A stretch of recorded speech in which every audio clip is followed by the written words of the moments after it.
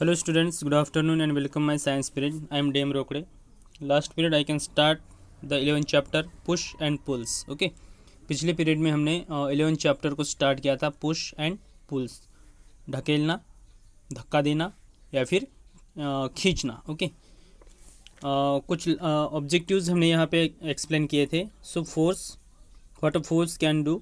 Okay. बल और बल क्या कर सकता है, क्या क्या कर सकता है, ये भी हमने देखा है. उसके बाद मैंने आपको फ्रिक्शन बताया था. फ्रिक्शन मतलब घर्षण. ओके. इस घर्षण के बारे में मैंने आपको एक बॉल का एग्जाम्पल भी यहाँ पे बताया था. ओके. ये बॉल का एग्जाम्पल बताया था फ्रिक्शन में कि घर्षण के कारण किस तरीके से यहाँ पे जो मूविंग फोर्स है, ओके, ये मूविंग फोर्स किस तरीके से वीक होते जाता है और स्टॉपिंग फोर्स यानी एक्टिव हो जाता है. तो स्टॉपिंग फोर्स की वजह से ये बॉल कुछ दूर चलने के बाद रुक जाता है. ओके. ऑटोमेटिकली रुक जाता है. मतलब स्टॉपिंग फोर्स ये मूविंग फोर्स को स्टॉप कर देगा फिर. ओके. उस बॉल को स्टॉप कर देगा. तो इस तरीके से हमने फ्रिक्शन भी देखा था. उसके बाद एक एक्टिविटी मैंने आपको बताई थी. ओके. ये एक्टिविटी आपको करके देखना था. आई होप आपने इस एक्टिविटी को करके देखा होगा. उसके बाद हम देखने वाले एडवांटेजेस ऑफ फ्रिक्शन. ओके. मतलब घर्षण के फ़ायदे हम सबसे पहले देखेंगे. तो can you walk on a slippery surface. क्या आप स्लीपरी सरफेस पे चल सकते हैं. ओके. ध्यान से सुनिए. Can you walk on a slippery surface, जो फिसलन वाली सतह होती है. ओके. फिसलन वाली सतह होती है, क्या वहाँ पे आप अच्छे से चल सकते हैं. Can you walk on slippery surface मतलब फिसलन वाली सतह पे आप चल सकते हैं. से ऑन आइस और फ्लोर्स स्मिर्ड विथ ऑयल. ओके. जहाँ पे ऑयल हो या फिर आइस है या फिर कोई फ्लोर है फिसलन वाला, क्या वहाँ पे आप चल सकते हैं. No. Why. You will slip and fall. आप फिसलन वाली सतह पे नहीं चल सकते हो. जैसे आइस है, उसके बाद स्मियर्ड विथ ऑयल है. ओके. तो यहाँ पे आप नहीं चल सकते हो. Why. You will slip and fall. आप स्लीप हो सकते हैं या फिर आप गिर सकते हैं. ओके. इसकी वजह से आप स्लीपरी सरफेस पे नहीं चल सकते हो. से ऑन आइस और फ्लोर स्मेयर्ड ऑयल. ओके. यहाँ पे आप नहीं चल सकते हो क्योंकि आप वहाँ पे स्लीप हो जाओगे या फिर गिर जाओगे. Okay. Why. On a smooth surface there is very little opposing force और फ्रिक्शन. मतलब यहाँ पे देखिए कि ये जो स्मूथ सरफेस है, फिसलन वाली सतह जो है, there is a very little opposing force in friction. मतलब यहाँ पे जिस तरीके से घर्षण होना चाहिए, जो फ्रिक्शन होना चाहिए, वो फ्रिक्शन आपका नहीं हो रहा है. ओके. मतलब चिकनाई वाली जगह पे या फिर आइस फ्लोर है, स्मेयर्ड विथ ऑयल है, यहाँ पे आपका जो फ्रिक्शन होता है वो फ्रिक्शन बहुत ही कम होता है. मतलब वहाँ पे लिटिल अपोजिंग फोर्स, मतलब वहाँ पे जो आपको बल लगाना चाहिए फ्रिक्शन के लिए, वो नहीं हो पा रहा है. इसीलिए so there is a no hold on the surface to help any movement. मतलब ये जो सरफेस होता है, स्मूथ सरफेस है, स्लीपरी सरफेस है, आइस और फ्लोर है, floor with smeared with oil है, यहाँ पे आपका जो फोर्स है वो कम होते जा रहा है. मतलब कोई भी मूवमेंट आप यहाँ पे अच्छे से नहीं कर सकते हो. अगर आप मूवमेंट करने के लिए जाओगे so you will slip and fell. There is no hold on the surface to help any movement. मतलब ये जो सरफेस होता है, ये सरफेस आपको कोई भी मूवमेंट करने के लिए इजाज़त नहीं देता है, परमिशन नहीं देता है, क्योंकि वहाँ पे फिसलन है, स्मेयर्ड विथ ऑयल है, आइस है, फ्लोर जो होता है स्मूथ सरफेस है.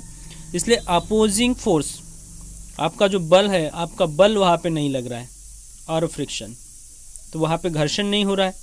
मतलब आपको मूवमेंट करने के लिए घर्षण होना चाहिए, फ्रिक्शन होना चाहिए. फ्रिक्शन की वजह से आप वहाँ पे कुछ भी नहीं कर पाते हो. Okay. So it is necessary to have some roughness on a surface to walk. मतलब आपको मूवमेंट करने के लिए किसकी ज़रूरत है. रफनेस की ज़रूरत है. मतलब आप जहाँ पे मूवमेंट करने वाले हो वहाँ पे रफनेस होना चाहिए, वो सतह रफ होनी चाहिए. तब जाके आपका जो फोर्स है, आपका फोर्स वहाँ पे लगेगा और आपका फ्रिक्शन वहाँ पे ठीक से लगेगा. मतलब घर्षण जिस तरीके से होना चाहिए उस तरीके से अगर घर्षण नहीं हो रहा है, फ्रिक्शन अगर नहीं हो रहा है, सो you will slip and fail. मतलब आपको कुछ भी मूवमेंट करने की परमिशन नहीं है। मूवमेंट करने के लिए, किसी भी सरफेस पे मूवमेंट करने के लिए, या फिर there is no hold on the surface to help any movement, so it is necessary to have some roughness on a surface to walk. मतलब उस सरफेस पे कुछ ना कुछ रफनेस होना चाहिए। रफनेस होने के बाद आप वहाँ पे चल सकते हैं या फिर कोई मूवमेंट कर सकते हैं। ओके, ये बात ध्यान में रखिए एडवांटेजेस ऑफ फ्रिक्शन में। ओके, मतलब क्या है कि स्लीपरी सरफेस जो होता है, ये स्लीपरी सरफेस में आप चल नहीं सकते हो। Okay, can you walk on slippery surface? No. See on ice और floor smeared with oil? No. Why? You will slip and fall. So why? On a smooth surface there is very little opposing force. मतलब यहाँ पे आपका force नहीं लग रहा है, आपका बल नहीं लग रहा है, तो फ्रिक्शन भी नहीं हो रहा है। Okay, so there is no hold on the surface to help any movement. मतलब उस सरफेस पे आप कुछ भी मूवमेंट नहीं कर सकते हो। आपको मूवमेंट करने के लिए स्मूथ सरफेस पे मूवमेंट आप नहीं कर सकते हो, तो आपको मूवमेंट करने के लिए किस तरीके से जगह चाहिए? रफनेस चाहिए। ओके, मतलब उस जगह में रफनेस होना चाहिए। So on a surface to walk, तभी आप उस सरफेस पे वॉक कर सकते हैं या फिर कोई भी मूवमेंट कर सकते हैं। ओके, उसके बाद है disadvantages of friction. Okay, disadvantages of friction. So what will happen if you rub your eraser on a sandpaper or a rough floor? So it will wear out very quickly. अभी यहाँ पे देखिए कि what will happen if you rub your eraser on a sandpaper or a rough floor. अभी यहाँ पे देखिए कि आपका जो इरेजर है, इस इरेजर को आप अगर रब करते हो, उसको घिसते हो, कहाँ पे? सैंड पेपर और रफ फ्लोर पे, तो क्या होगा? आपका इरेजर है, ये इरेजर जल्दी ख़त्म हो जाएगा, very quickly, out very quickly, ये जल्दी ख़राब हो जाएगा या फिर ख़त्म हो जाएगा। Okay, so similarly parts of a machine get worn out quickly due to friction between them.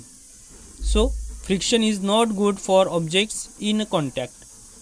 अभी यहाँ पे देखिए कि सैंड पेपर पे हमने इरेजर को रब किया या फिर रफ फ्लोर पे उसको रब किया है, तो रब करने के बाद वो वेयर आउट वेरी क्विकली, वो जल्दी ख़राब हो जाएगा, जल्दी ख़त्म हो जाएगा। उसी तरीके से मशीन के जो पार्ट्स होते हैं, ये मशीन के पार्ट्स एक दूसरे को घिस के जल्दी ख़राब हो जाते हैं क्विकली ड्यू टू फ्रिक्शन। मतलब मशीन के अंदर जो पार्ट्स होते हैं उनके बीच फ्रिक्शन होता है। ओके, उनके बीच क्या होता है? फ्रिक्शन होता है। मशीन के जितने पार्ट्स होते हैं वो एक दूसरे से कनेक्टेड होते हैं, और एक दूसरे से कनेक्टेड होने के बाद उन दोनों में फ्रिक्शन होता है। फ्रिक्शन होने के बाद क्या होता है कि वो ख़राब होने लगते हैं। सो friction is not good for objects in contact. मतलब फ्रिक्शन मशीन के लिए गुड नहीं है, किसी भी ऑब्जेक्ट्स के लिए गुड नहीं है। सो ऑब्जेक्ट्स इन कॉन्टैक्ट, क्योंकि इनका जो कॉन्टैक्ट है वो एक दूसरे के साथ होता है। सो friction is not good for objects in contact. मतलब फ्रिक्शन ये किसी भी ऑब्जेक्ट्स के लिए गुड नहीं है। Okay, so friction between two surfaces in contact can be reduce.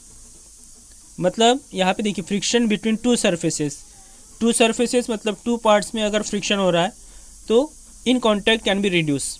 मतलब उनका साइज जो होता है वो कम होता जाएगा। जितनी मशीन वर्क करेगी उतना फ्रिक्शन होगा, और फ्रिक्शन होने के बाद क्या है कि एक दूसरे पार्ट के साथ ये उनका कांटेक्ट होता है। तो कांटेक्ट होने के बाद क्या होता है कि उनका जो साइज है वो झीझने लगता है, कम होने लगता है। So we spread powder on a carrom board. Okay, it reduce friction between objects in contact. अभी यहाँ पे देखिए कि हम कैरम बोर्ड जब खेलते हैं, कैरम खेलते हैं, तो वहाँ पे गोटियाँ होती है। ओके, और वहाँ पे हम पाउडर को स्प्रेड करते हैं, पाउडर को लगाते हैं कैरम बोर्ड पे। क्यों लगाते हैं? क्योंकि कैरम बोर्ड है और हम जो गोटियाँ खेल रहे हैं तो वहाँ पे फ्रिक्शन हो रहा है, मतलब एक दूसरे के साथ कांटेक्ट हो रहा है। मतलब कैरम बोर्ड जल्दी ख़राब नहीं होना चाहिए, गोटियाँ ख़राब नहीं होनी चाहिए, इसलिए हम उस कैरम बोर्ड के ऊपर क्या करते हैं? पाउडर स्प्रेड करते हैं कि फ्रिक्शन जो हो रहा है वो कम हो। ओके, ज़्यादा अगर फ्रिक्शन होगा तो आपका कैरम बोर्ड ख़राब हो जाएगा या फिर आपकी गोटियाँ ख़राब हो जाएगी। तो वो ख़राब ना हो इसलिए हम वहाँ पे पाउडर को स्प्रेड करते हैं, और पाउडर को स्प्रेड करने के बाद क्या होता है कि उनका जो फ्रिक्शन है वो फ्रिक्शन कम होने लगता है। Okay, parts of a machine is oiled और गियर्स टू रिड्यूस फ्रिक्शन। तो ऐसे समय में जब मशीन के पार्ट्स का फ्रिक्शन हो रहा है तो उस फ्रिक्शन को कम करने के लिए वहाँ पे ग्रीस लगाया जाता है या फिर वहाँ पे ऑयल लगाया जाता है। अभी आप अपने साइकिल का एग्जांपल लीजिए, आप साइकिल चलाते हैं तो साइकिल चलाने के लिए एक दूसरे पार्ट आपस में जो कनेक्टेड है, जैसे चेन है, आपकी साइकिल का फ्रीव्हील है, गियर है, उस चेन को हम ऑयल देते हैं, ग्रीस लगाते हैं। हमारा जो रिंग होता है वहाँ पे हम क्या करते हैं, छर्रे होते हैं उसको ग्रीस लगाते हैं। ओके, ऑयल हम देते हैं। उसी तरीके से मतलब इससे क्या होता है कि फ्रिक्शन कम होने लगता है। जितना फ्रिक्शन कम होगा उतनी चीज़ जो है वो कम होगी, रिड्यूस जो होता है, रिड्यूसनेस जो होता है वो कम होगा। Okay, so parts of a machine is oiled और grease to reduce friction, they are called lubricants. उसको क्या कहते हैं, लुब्रिकेंट्स। मतलब हम क्या कर रहे हैं कि यहाँ पे फ्रिक्शन जो हो रहा है, फ्रिक्शन को कम करने के लिए हम क्या कर रहे हैं, ऑयल दे रहे हैं, ग्रीस कर रहे हैं, so reduce friction, they are called lubricants. Okay, उसी को हम क्या करते हैं, लुब्रिकेंट्स। ओके, तो ये बात ध्यान में रखना। और यहाँ पे आपका चैप्टर भी एंड हो रहा है। एक्सरसाइज जो है, एक्सरसाइज हम नेक्स्ट पीरियड में देखेंगे। ओके, तो आज आप इतना ही वीडियो देखिए। इस वीडियो के साथ साथ और एक वीडियो मैं आपको एक्सप्लेनेशन का सिंपल सा वीडियो मैं आपको सेंड करूँगा, वो भी देखना है। ओके, तो आज हम रुकेंगे यहीं पे। Goodbye, take care.